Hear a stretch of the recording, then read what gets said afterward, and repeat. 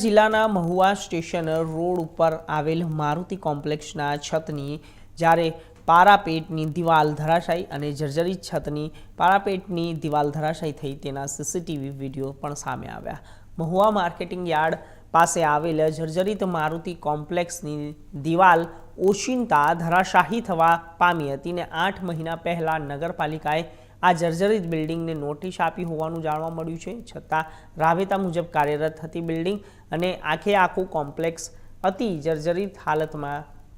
જોવા મળ્યું હતું અને ઓચિંતા દિવાલ ધરાશાયી થતાં કોઈ જાનહાનિ થવા પામી ન હતી ને આ બનાવમાં 8 થી 10 બાઇકોને ભારે નુકસાન પહોંચ્યું છે અને દુકાનોને પણ નુકસાન થયું છે। મહુવા નગરપાલિકા હેઠળ આવતું આ બિલ્ડિંગ જેમ કે 8 મહિના પહેલાં જ નોટિસ આપવામાં આવી હતી, પરંતુ મહુવા નગરપાલિકા દ્વારા કોઈ પગલાં લેવાતા અંતે છતની દિવાલ ધરાશાયી થઈ ગઈ હતી અને જોકે સદનસીબે આ ઘટનામાં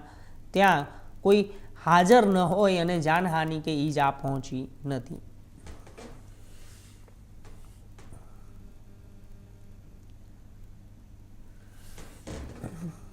તો આપને જણાવી દઈએ કે એક દિવાલ ધરાશાયી થઈ છે, સદનસીબે કોઈની જાનહાનિ થઈ નથી। ભાવનગર જિલ્લાના મહુવા સ્ટેશન રોડ પર આવેલ મારુતિ કોમ્પ્લેક્સના છતની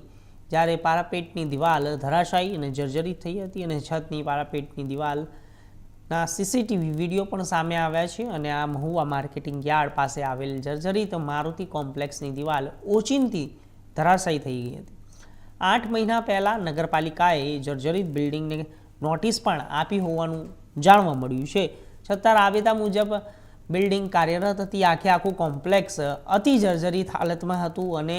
જ્યારે ઓચિંતા દિવાલ ધરાશાયી થતાં કોઈ જાનહાનિ થવા પામી નથી, પરંતુ આ એક ગંભીર વિષય છે। આપણે જ્યારે જર્જરિત મકાન કે કોઈ પણ જાતનું કોઈ બિલ્ડિંગ હોય તો તેને જો નગરપાલિકા દ્વારા